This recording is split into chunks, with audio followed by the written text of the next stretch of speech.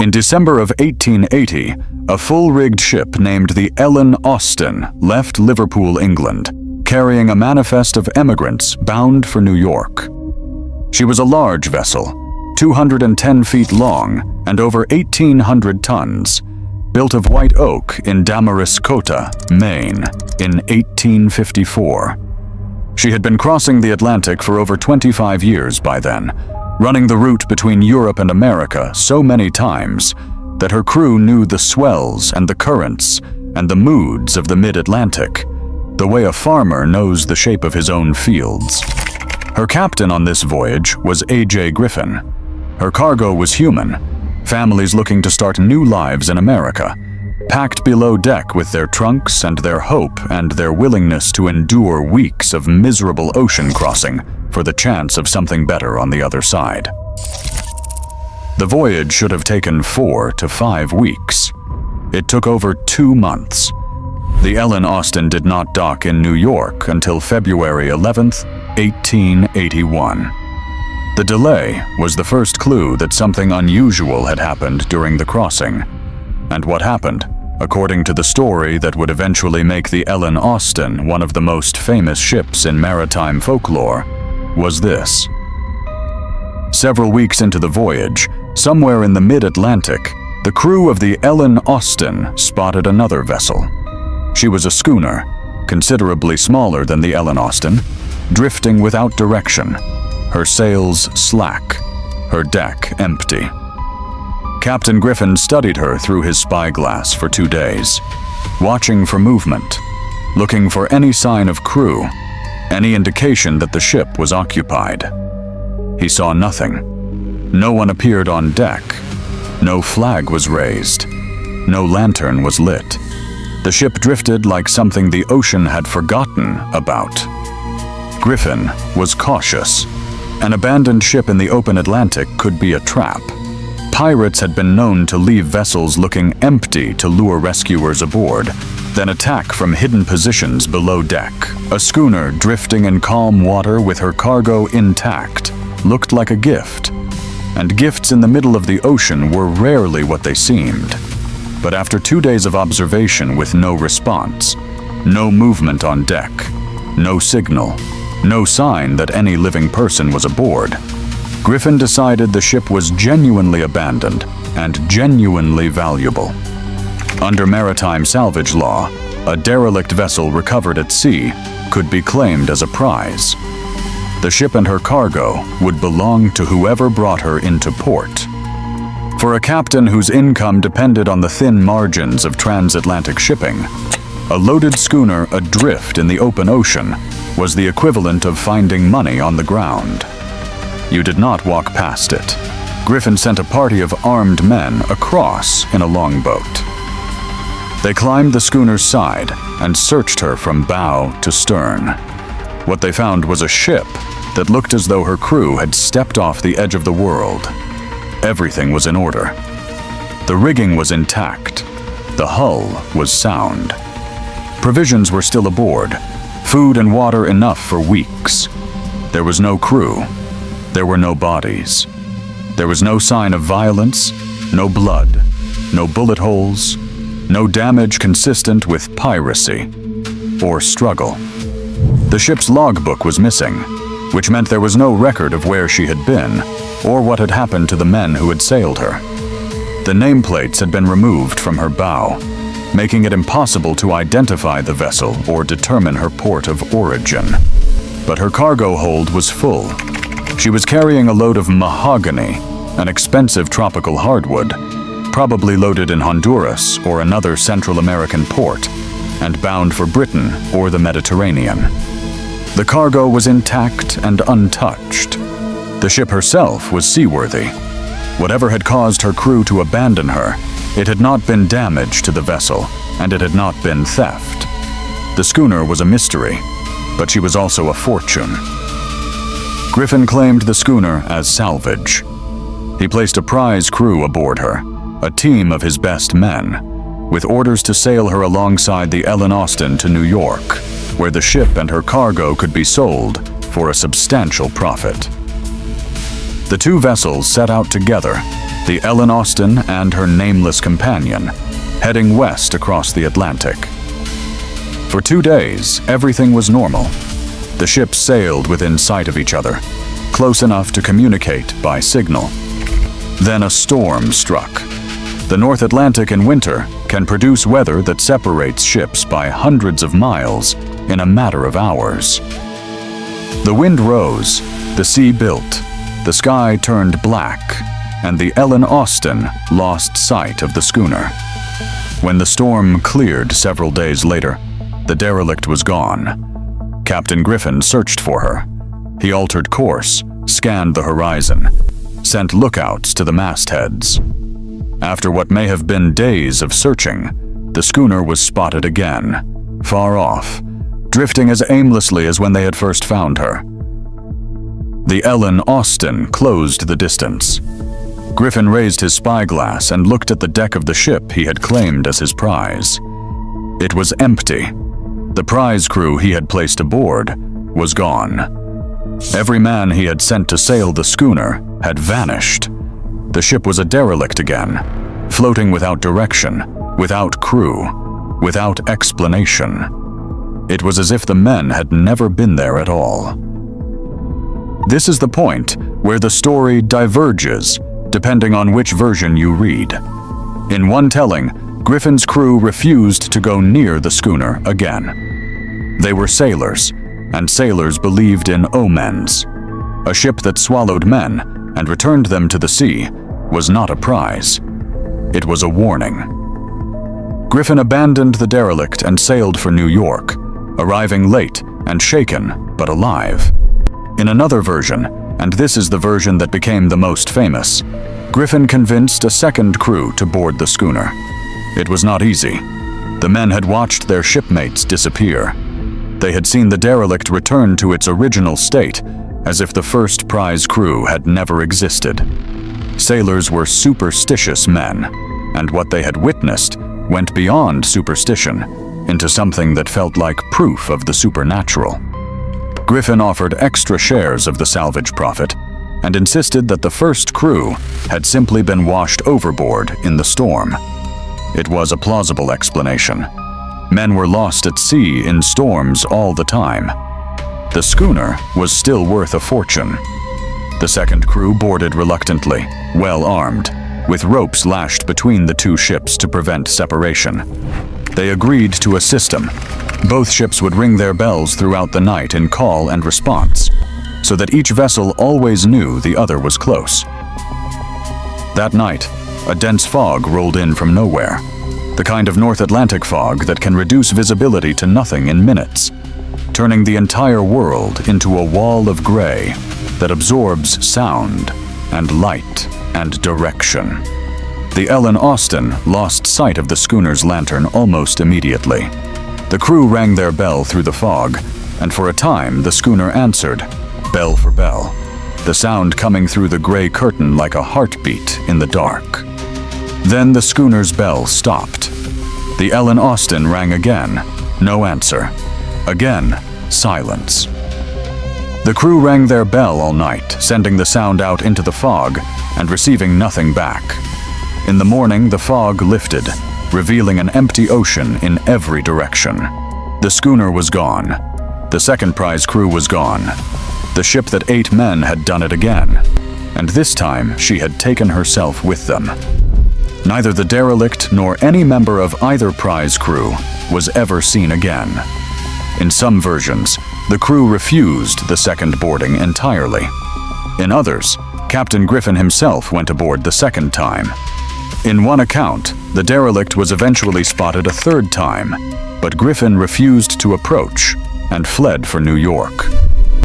The details shift and contradict each other because the story of the Ellen Austin is not a documented historical event. It is a legend, and like all legends, it grew. The first known appearance of the Ellen Austin story in print came in June of 1906, 25 years after the alleged events, in a short paragraph in the Daily Deadwood Pioneer Times, a newspaper in South Dakota. The item gave only the bare outline: the Ellen Austin, a derelict, 2 vanished prize crews. No captain's name, no date beyond the year, which was given incorrectly as 1891. No details about the fog, the storm, the bells, or the mahogany. Just the skeleton of a story waiting for someone to put flesh on it. In 1935, Lieutenant Commander Rupert Gould, a retired British naval officer known for investigating maritime mysteries, told a version of the Ellen Austen story on BBC Radio. Gould was a compelling storyteller and a meticulous researcher on many subjects, but on the Ellen Austen, he appears to have been working with almost nothing. He claimed to have spoken with seamen who had heard the tale firsthand from surviving crew of the Ellen Austen.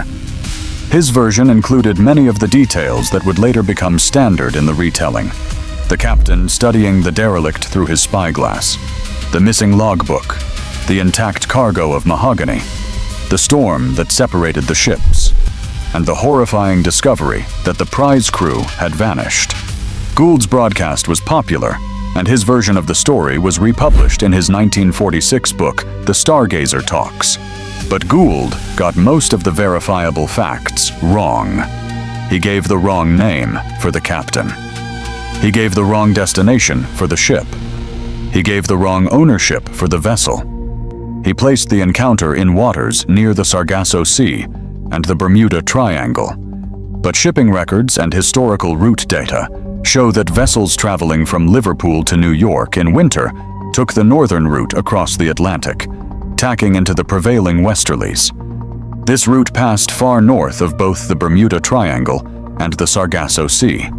The Ellen Austen was never anywhere near the waters where the legend places her encounter with the phantom derelict. The Bermuda Triangle connection, which would later become the story's most famous element, was geographically impossible. The most likely explanation is that Gould took the bare bones from the 1906 newspaper paragraph, the only known printed source before his broadcast, and filled in the rest from imagination, hearsay, and the kind of dramatic embellishment that makes good radio. The details that could be checked against real records were incorrect, which strongly suggests that the details that could not be checked, the phantom derelict, the vanishing crews, the fog, and the bells, were invented to fill out a story that had no supporting evidence. Later, authors compounded the problem. Charles Berlitz included the Ellen Austen in his enormously popular 1974 book, The Bermuda Triangle, adding further details and embedding the story permanently in the mythology of that region. Each subsequent retelling borrowed from the previous one, adding a detail here, sharpening a description there, until the story had acquired a weight and specificity that made it feel like documented history. It was not. It was a legend, built on a single paragraph in a South Dakota newspaper. This is where the Ellen Austen story takes its most disturbing turn, and it is not the turn you expect. The researcher Larry Kusha, who spent years investigating Bermuda Triangle claims for his book, The Bermuda Triangle Mystery Solved, attempted to find the original source of the Ellen Austen story. He searched the New York Times Index. He searched the index of the Times of London. He contacted Lloyd's of London. He contacted the public library in St. John's, Newfoundland, which checked its files and searched the local newspaper, the Evening Telegram, for every month of 1881. He found nothing. No contemporary account, no captain's report, no newspaper article, no insurance filing, no casualty listing, no mention of missing men or a phantom derelict in any document written within decades of the supposed event. Cush concluded that the Ellen Austen encounter would remain a mystery, at least until someone located the information that Gould used for his account, and that it might remain a mystery even after that source was discovered, because the source itself might be unreliable. The ship was real. The Ellen Austen existed. She was built in Damariscotta, Maine, in 1854. She sailed the Atlantic for decades. She made the voyage from Liverpool to New York in the winter of 1880 to 81 under Captain A.J. Griffin. She arrived late, on February 11th. All of this is confirmed by Lloyd's of London, the maritime insurance registry that has documented ships and voyages since the 17th century. And according to Lloyd's of London, the number of casualties suffered by the Ellen Austen on that voyage was 0. Every person who boarded the Ellen Austen in Liverpool disembarked safely in New York. There was no missing first prize crew. There was no missing second prize crew. Lloyd's records show no loss of life associated with the vessel during this period. No casualty report was filed. No insurance claim was made. No families were notified. If men had vanished from a prize crew placed aboard a derelict in the mid-Atlantic, the loss would have been recorded somewhere. It was not. The Ellen Austen probably did encounter a derelict during her crossing. The idea that she met an abandoned ship is entirely plausible. In the 1880s, the North Atlantic was littered with abandoned ships. Between 1887 and 1893 alone, the United States Hydrographic Office documented over 1,600 derelict vessels drifting in the North Atlantic. 1,600 ships in 7 years, floating without crews, many of them still able to sail, drifting with the currents for months or years at a time.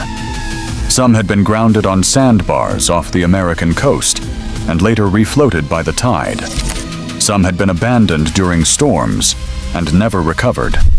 Some had simply been left behind by crews who had given up.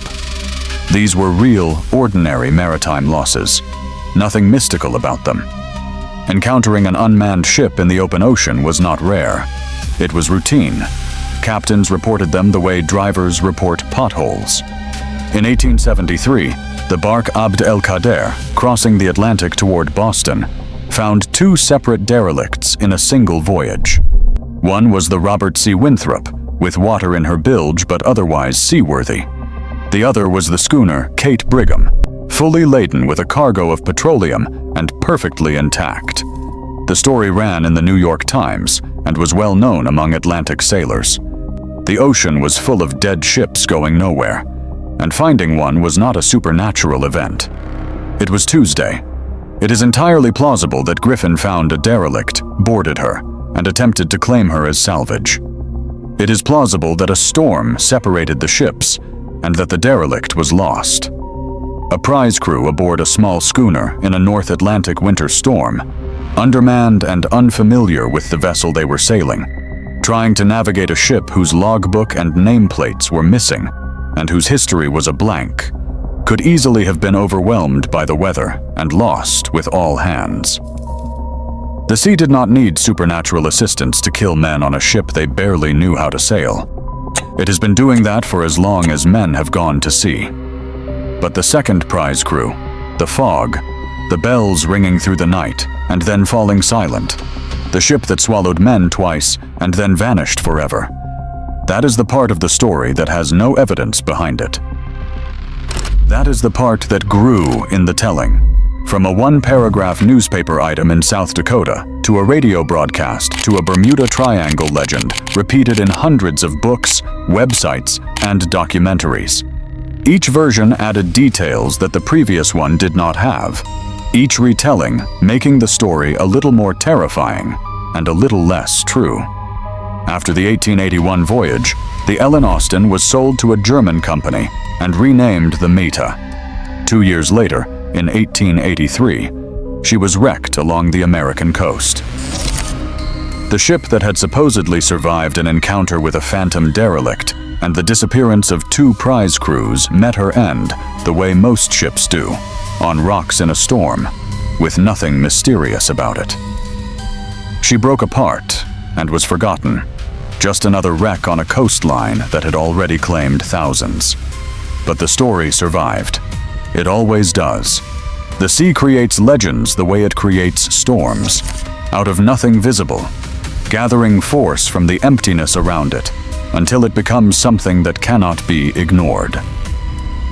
The Ellen Austen legend was built from a real ship, a real voyage, a real ocean full of real derelicts, and an absence of facts large enough to fill with whatever the imagination required. The fog that supposedly swallowed the phantom derelict and her doomed prize crew was not a weather event. It was the fog of history, the gap between what happened and what we wish had happened, the space where the truth used to be before the story replaced it. And that is perhaps the most unsettling thing about the Ellen Austen. It is not a ghost ship story. It is a story about how ghost ship stories are made. If you want to hear the stories of what else the sea has taken and never returned, subscribe. There is always another ship that never came home.